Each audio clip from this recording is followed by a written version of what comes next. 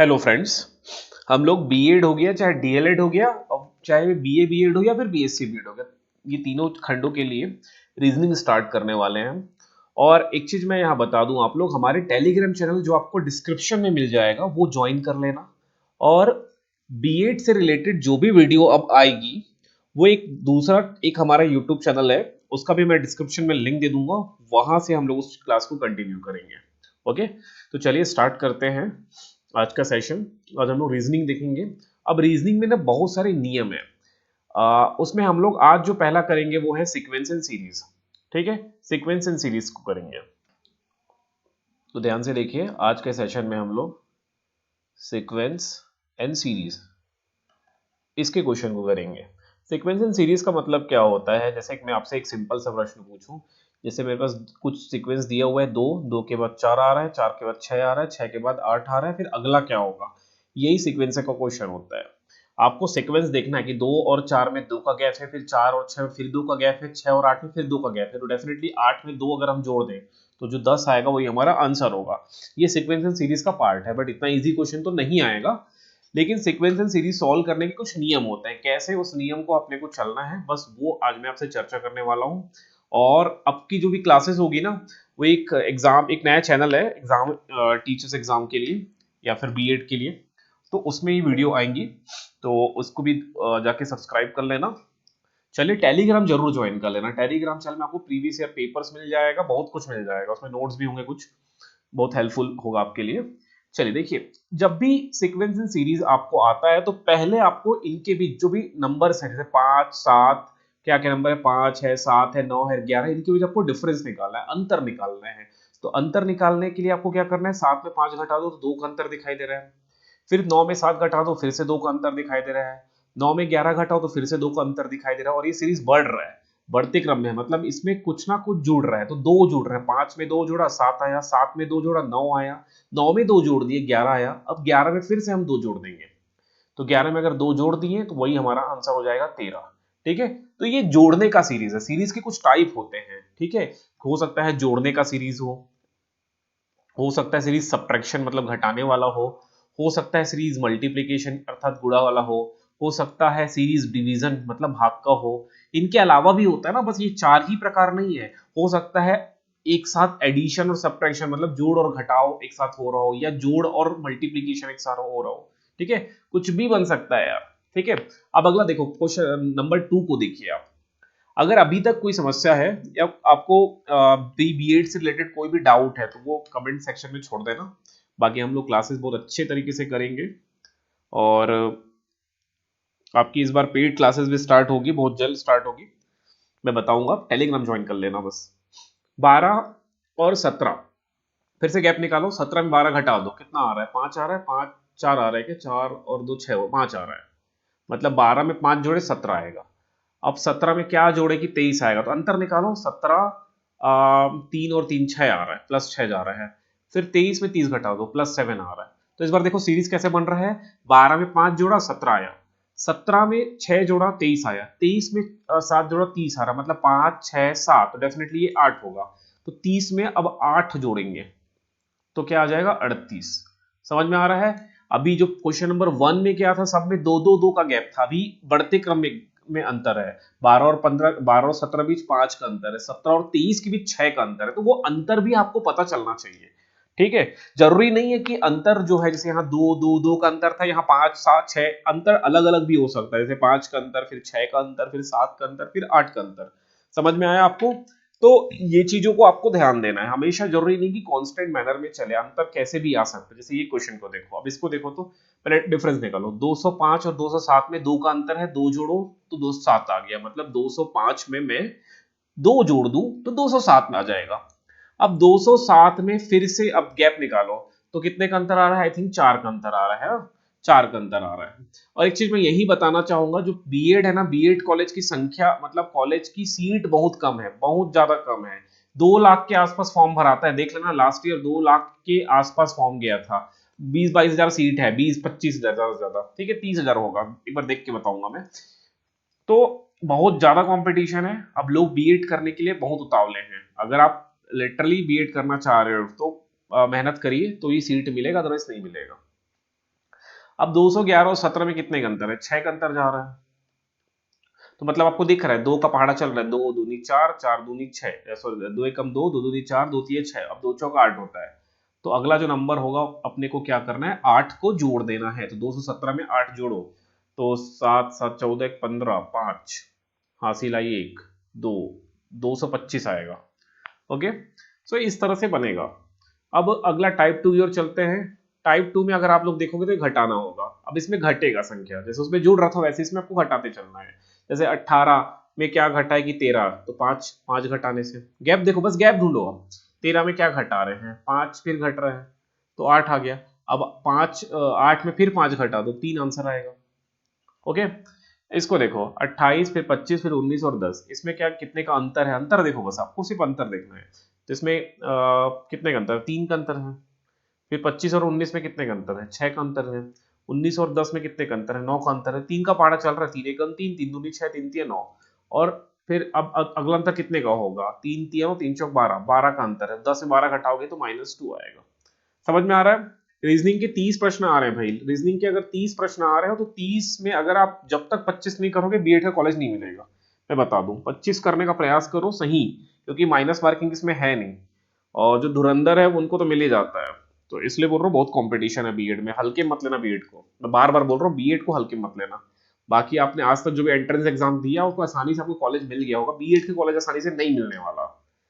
लोग 3 3 साल से इंतजार कर रहे हैं। आपको मेरे प्रीवियस वीडियो में जाके कमेंट देख लेना, कमेंट ही देख लो, आपको रियलिटी समझ में आ जाएगा। जो प्रीवियस लास्ट ईयर का वीडियो है, सेकंड लास्ट ईयर का वीडियो है, वो कमेंट्स बस जाके पढ़ लेना, आपको रियलिटी आपके आँख के सामने में आ जाएगा। या टेलीग्राम का ग्रुप है, उस ग्रुप को ज्वाइन कर लेना और प्रीवियस जो कमेंट्स है वो पढ़ लेना। उसमें लोग कमेंट किए कि हम 2 साल से वेट कर रहे हैं, 3 साल से वेट कर रहे हैं, नहीं मिल रहा है बीएड का कॉलेज।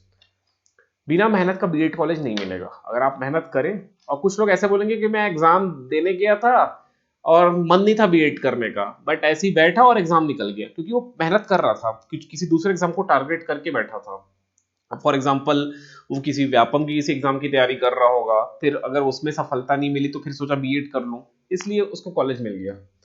चलिए वापस आते हैं। 118 82 57 41, ये थोड़ा सा अजीब सा दिख रहा है ना, चलो इसको घटा के देखते हैं। पहले 118 में 82 घटाओ, आप कितना आ रहा है, 8 में 2 गया 6, 11 में 8 गया 3, 36 का गैप है, मतलब 36 घटा दिया हमने।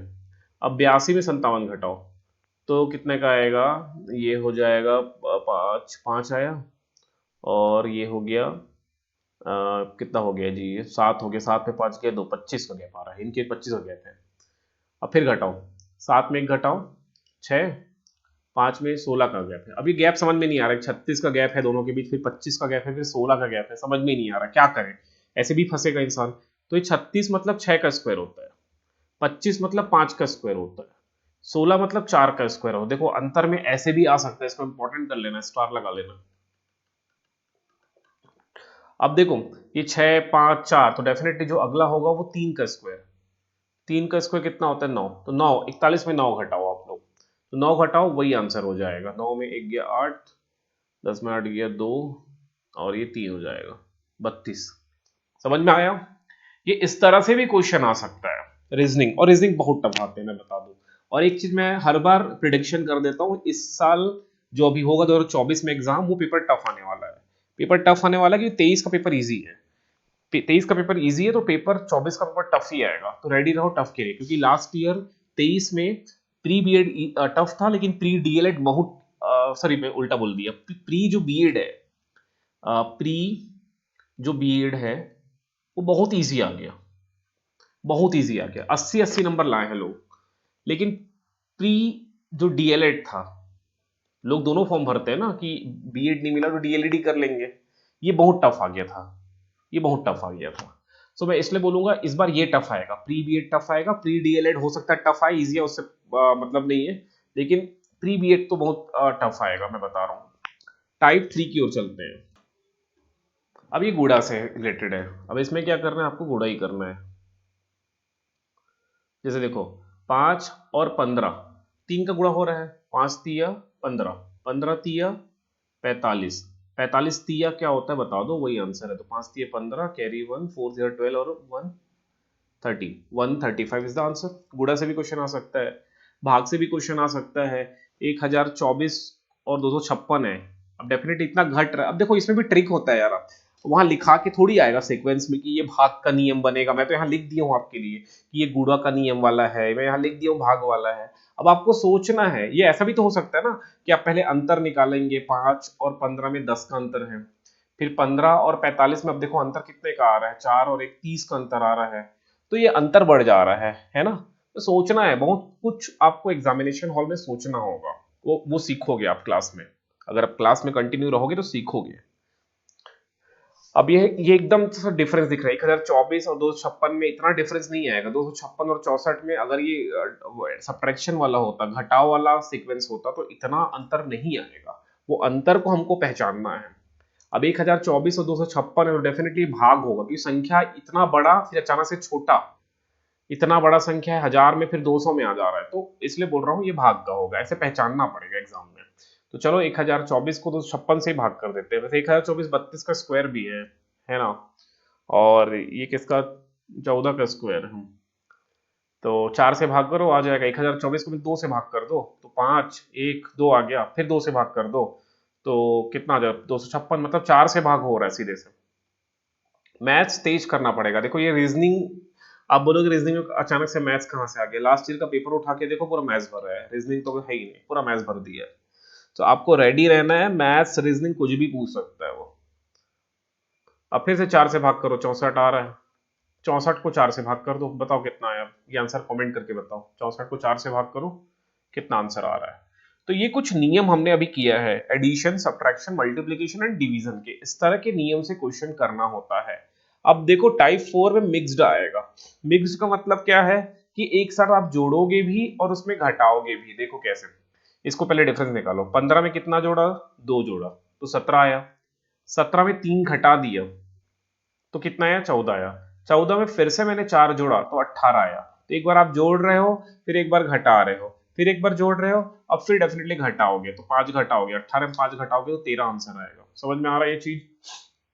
लेकिन अगर समझ में आया हो तो लिखो, टाइप करो समझ में आया करके, मुझे कैसे पता चलेगा ना, वन वे कम्युनिकेशन है यहाँ पर। तो मैं बोल रहा हूँ, अब मुझे नहीं पता कि आप लोग को समझ में आ रहा है कि नहीं आ रहा है, तो मुझे थोड़ा सा कमेंट कर दो यहाँ पर, कमेंट करोगे तो थोड़ा समझ में आएगा कि समझ में आ रहा है कि नहीं आ रहा है। ठीक, चलिए देखिए, हो सकता है जोड़ और गुणा के साथ कुछ क्वेश्चन बने, जैसे ये कैसा किसके साथ था, जोड़ और घटाव के साथ था, अब हो सकता है जोड़ और गुणा के साथ बन जाए। जैसे देखो 2 और 3 में अंतर 1 का है, 3 और 10 में अंतर अचानक से 7 का हो गया, 10 और 39 में अचानक से अंतर कितने का हो गया, 29 का अंतर हो गया। तो ये तो ऐसा नॉर्मल क्वेश्चन तो नहीं है, तो इसमें मतलब जोड़ के साथ कुछ और भी लग रहा है। तो देखो ये कैसे बन रहा है, 2 में मैंने 1 जोड़ा और 1 का गुणा किया, तो 2 और 1 कितना हो गया, 3, और 3 एकम 3, 3 में मैंने 2 का गुणा, 2 जोड़ा, 3 में मैंने 2 जोड़ा तो कितना हो गया, 5। अब 2 से गुणा भी कर दो तो 5 दूनी 10, ये इस तरह का नियम बन रहा है। 10 में मैंने 3 जोड़ा, 10 में मैंने 3 जोड़ा तो 13 हो गया, कितना हो गया, 13। अब इसमें 3 का गुणा भी कर दो तो 13 तिया 39। अब 39 में आप 4 जोड़ो तो कितना हो जाएगा, ये हो गया 43 हो गया।